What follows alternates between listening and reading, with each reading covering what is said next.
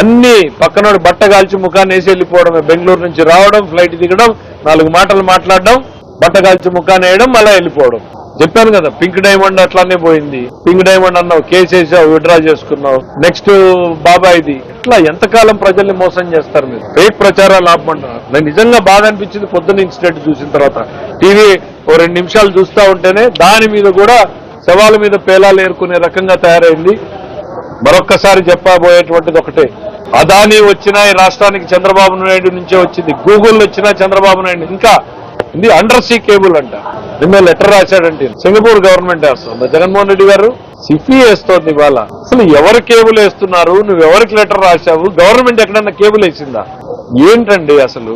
ఎవరిని మాయ చేయాలనుకుంటున్నారు మీరు? అది it's open access cable. Cable వచ్చిన తర్వాత ఇక్కడ అందరూ తీసుకుంటారు. ఇక్కడ అదాని తీసుకుంటది, గూగుల్ తీసుకుంటది, ఎవరైనా తీసుకోవచ్చు. ఆ ఫెసిలిటీ ఇవాళ బ్రాండ్ చంద్రబాబు కాన్ఫిడెన్స్ ఇచ్చాడు కాబట్టి ఈస్ట్ కోస్ట్ కు వస్తున్నారు, వాళ్ళు విశాఖపట్నంకి వస్తున్నారు. న్యాచురల్ గా అద్భుతాలు సృష్టించే శక్తి మనకుంది విశాఖపట్నానికి అని చంద్రబాబు నాయుడు గారు చెప్తా ఉంటే మీరు దాన్ని ఉపయోగించలేదు. ఇవాళ ఆయన వచ్చాడు, మార్కెటింగ్ చేసుకుంటున్నాడు, కంపెనీలు వస్తున్నాయి. దాన్ని చూసి మీరు ఏదో రొమ్ములు కొట్టుకుంటూ నేను చేశాను. దయచేసి మీకు వస్తామంటే మీకు గూగుల్ లొకేషన్స్ అడ్రస్ పంపిస్తాం. అది కూడా గూగుల్లోనే చూసుకోవాలి మీరు. అదానికి ఇచ్చిన ల్యాండ్స్ ఇంకా ఇప్పటికే అట్లానే ఉన్నాయి. మేము వచ్చినా క్యాన్సిల్ చేయాల. గూగుల్ డేటా సెంటర్ పెడితే ఏమొస్తుంది?